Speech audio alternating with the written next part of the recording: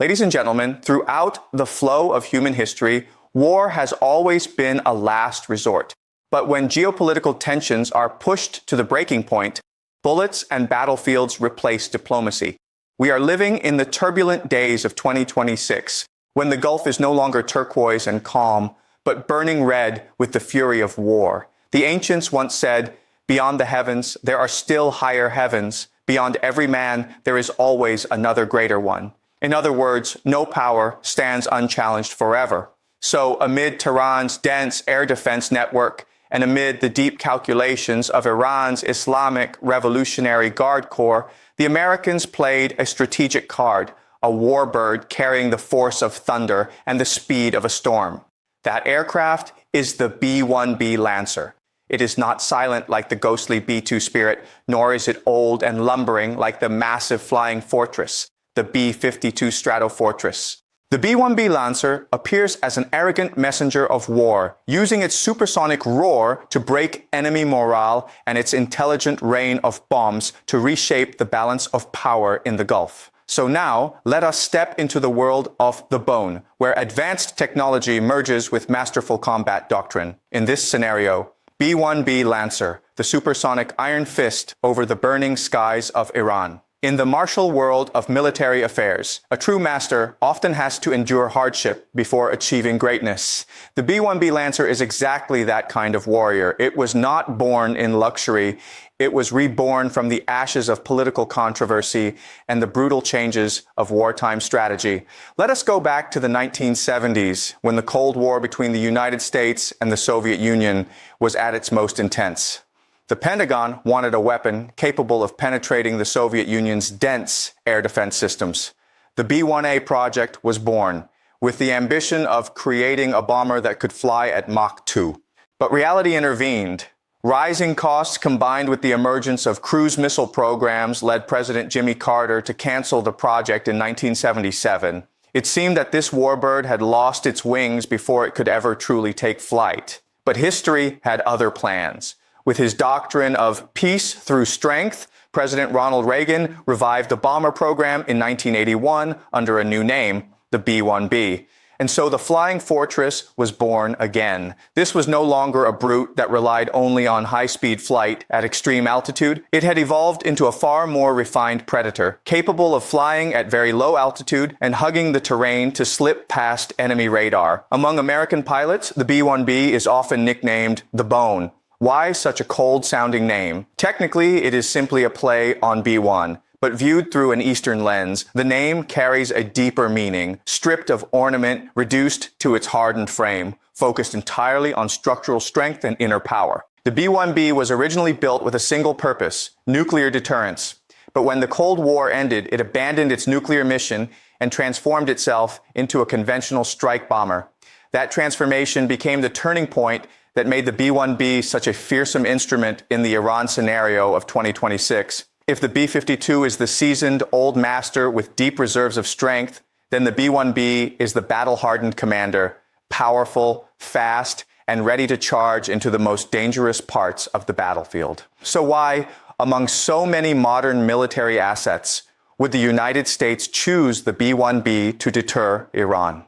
The answer lies in its long-range strike capability and overwhelming firepower. These B-1Bs do not need to be stationed right next to enemy territory. They can launch from distant bases such as Ellsworth Air Force Base in South Dakota or RAF Fairford in the United Kingdom. With aerial refueling, the B-1B can remain airborne for roughly 30 hours, crossing vast distances to appear over Iran at the exact moment the enemy is most vulnerable. That is the timeless military principle of deciding victory from thousands of miles away. The deployment of as many as 8 B-1Bs to Europe and then toward the Gulf is not just routine troop movement. It is a steel message sent directly to the IRGC. No bunker, no missile site, no underground facility is beyond the reach of the bone. If the B-1B Lancer were a martial arts master, it would be one that had perfected the highest form of transformation and adaptability.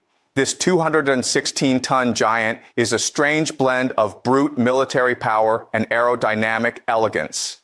At 44.5 meters long and 10.4 meters tall, the B-1B stands on the runway like a resting steel dragon. But what truly makes it unique is its variable sweep wings. In the art of war, flexibility is the key to victory. The B-1B's wings can sweep from 15 degrees to 67.5 degrees. When it needs to take off with a heavy weapons load or loiter patiently in the sky, the wings extend wide to maximize lift and conserve energy. But the moment the strike order comes, those wings sweep back tight against the fuselage like an arrow in flight, reducing drag and allowing the aircraft to reach supersonic speeds of Mach 1.25, about 1,531 kilometers per hour. This swing wing design makes the B-1B a creature that can appear calm and controlled one moment, then violent and devastating the next.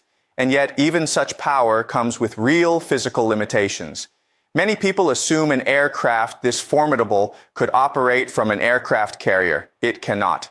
With a maximum takeoff weight of 216 tons and an enormous wingspan, the B-1B is absolutely unsuited for carrier operations.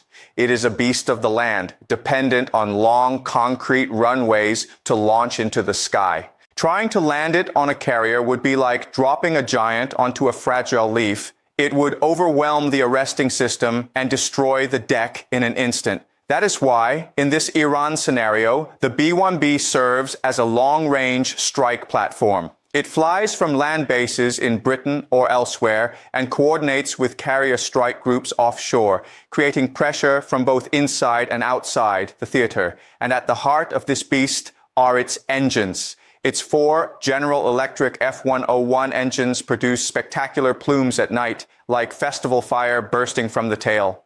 Each engine generates more than 13,000 kilograms of thrust.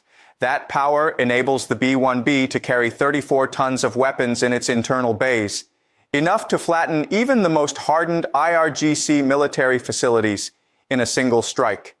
And yet inside, the crew compartment for its 4 airmen is surprisingly cramped, surrounded by multifunction displays and advanced avionics. On missions lasting dozens of hours across continents, the crew must operate in a space barely large enough to move around in. That reminds us of an important truth. Mastering a great weapon demands great endurance from the humans who wield it. It is the combination of immense mechanical strength and iron discipline that makes the B-1B one of the most terrifying aircraft in the sky. It can fly low, hug the terrain, and slip through mountain valleys like a serpent before delivering a fatal blow while the enemy is still looking upward. In the old martial world, a great hero was always paired with a legendary sword. For a strategic bomber like the B-1B Lancer, its weapons load is that legendary arsenal. If its massive bomb bay is a magical container, then inside it lies the means to determine the fate of an entire brigade or a hardened underground base. With an internal load of up to 34 tons of weapons, the B-1B is truly a bringer of thunder. Among its deadliest tools is the stealth cruise missile AGM-158 JASSM-ER. This is the bomber's hidden blade. With it, the B-1B can strike from hundreds of kilometers away. That means the aircraft can remain outside the engagement zone of Iranian air defenses while its missiles quietly make their way to the heart of enemy targets. But the B-1B's strength is not just in quantity, it is in precision. In addition to expensive cruise missiles, it can also carry JDAM smart bombs. These precision-guided bombs range from roughly 225 kilograms to nearly a ton and use satellite guidance to find their targets, turning high-altitude bombing into a cold, calculated act of accuracy. Its rotary launch system can release bombs in rapid succession, like the drum of a giant revolver, unleashing wave after wave of destruction in seconds. That gives the B-1B the power to devastate entire clusters of military infrastructure. The old saying goes, if you want to do a job well, you must first sharpen your tools. The United States invested heavily in this aircraft, with each B-1B costing hundreds of millions of dollars. That price alone is enough to make any nation think twice about maintaining such a fleet. But the value of the B-1B is not limited to physical destruction. Its true power also lies in deterrence. In the dark nights over Tehran or Isfahan, the roar of its engines can tear open the sky like the roar of a beast, shaking enemy morale even before the first bomb falls. That is psychological warfare at a very high level, using force not merely to destroy, but to crush the will to resist. Its ability to carry enormous weapons loads allows it to remain over the battlefield and threaten everything from buried command centers to hidden UAV storage sites. One B-1B in the sky carries the striking weight of an entire artillery brigade. And when its bomb bay doors open, it becomes a final declaration from the heavens to anyone reckless enough to challenge the global balance of power. In the world of strategy, the most expensive weapon is not always the right one. Victory belongs to the side that chooses the correct tool for the correct fight. That is why planners often ask, if the United States already possesses the stealthy B-2 Spirit, why rely on the older B-1B Lancer in a high-risk conflict with Iran? The answer is not just technical, it is strategic. It is about using a scalpel where precision is needed and a sledgehammer where mass is required. A single B-2 Spirit costs more than $2 billion. The B-1B costs far less. If the B-2 is a priceless assassin's blade reserved for the first night of war, striking the most heavily defended targets, then the B-1B is the heavy warhammer, built to keep pounding once the enemy's gates have already been broken open. In a 2026 Iran campaign scenario, after submarines, cruise missiles, and other opening strikes have degraded Iranian radar and air defense systems, relying on the B-2 for every subsequent phase would be unnecessary and wasteful. That is where the B-1B takes center stage. With a weapons load approaching 34 tons, nearly double that of the B-2, a formation of B-1Bs can generate the kind of firepower normally associated with a major artillery assault. While the B-2 must preserve its fragile and expensive stealth coating, the B-1B can charge into the theater with supersonic speed and powerful electronic warfare support. Its operating cost per flight hour is also easier to sustain than that of the B-2.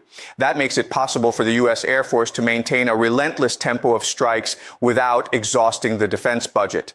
There is also a deeper strategic message here. The B-2 is so stealthy that its attacks can come almost without warning, but the B-1B is different. Its roaring low-altitude passes are not just military operations, they are performances of intimidation. Its presence is meant to be seen, heard, and felt. That is why the presence of 8 B-1Bs at RAF Fairford is not merely a deployment. It is a calculated display of force. Washington wants Tehran to understand that massive destructive power is hanging overhead every minute.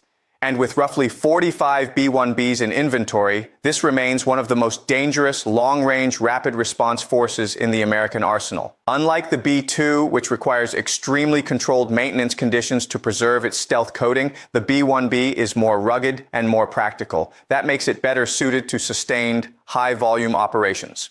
In military art, luxury often has to yield to practicality.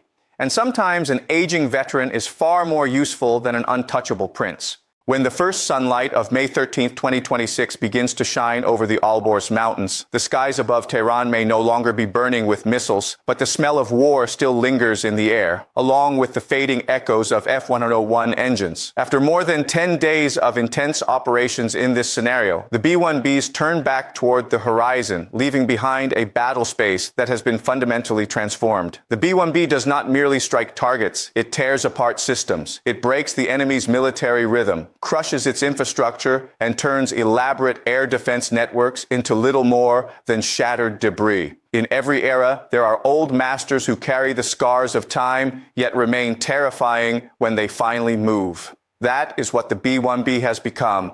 Even as the Pentagon prepares for newer aircraft like the B-21 Raider, the Iran scenario shows that experience still matters. The deployment of 8 Lancers to Britain, followed by long-range missions into the Middle East, creates an envelope of pressure that even dense radar coverage cannot fully escape. The B-1B's role in this scenario is not limited to dropping bombs. It also becomes part of a wider warfighting network, linking submarines, fighters, intelligence, and strike systems into a seamless combat web. Its legacy is adaptability. It began as a nuclear bomber and evolved into one of the most versatile conventional strike aircraft in the world. Its message is simple. In modern warfare, there are no obsolete weapons, only obsolete ways of thinking. When the final B-1Bs land again at RAF Fairford and their engines fall silent, a new chapter in Gulf military history has been written, a chapter in which supersonic speed and a 34-ton bomb load redefine strategic deterrence in the 21st century. Ladies and gentlemen, the story of the B-1B Lancer over Iran is not merely the story of a multi-million-dollar war machine. It is also a lesson in statecraft and military strategy. The ancient thinkers said that war is the gravest matter of the state, the ground of life and death, the road to survival or ruin, and therefore must be studied with the utmost care. Looking back over this entire scenario, from the rebirth of a legend to its inner strength, to its devastating arsenal, and finally to the economic logic behind its use, we can see one central thread running through it all, the balance between power and intelligence. The United States does not use only the brute force of the B-1B. It uses the brain behind it as well, intelligence systems, operational planning, and networked warfare. And perhaps that is the deeper lesson. In a dangerous world, raw force alone is never enough. A nation that relies only on intimidation, without legitimacy, strategic clarity, or economic sense, will eventually overextend itself. The B-1B is chosen not because it is the most glamorous option, but because in the right environment, it is more practical than the B-2 and more relevant than the B-52. That is strategic discipline, knowing what is enough, knowing what fits the mission, and knowing when to act. A truly powerful nation is not the one with the most expensive weapons. It is the one that can turn old tools into sharp new blades in defense of peace and stability. And in the end, as the ancients also understood, weapons belong in storage when peace prevails. Let us hope that storms like this remain only in military analysis and never become permanent features of the real world. But one truth remains: peace endures only when there is enough strength to defend it. That concludes our discussion of the B-1B warbird. Thank you sincerely for staying through this dramatic journey. And for now, goodbye, and we will see you again in the next analysis, even hotter than a bomber's exhaust.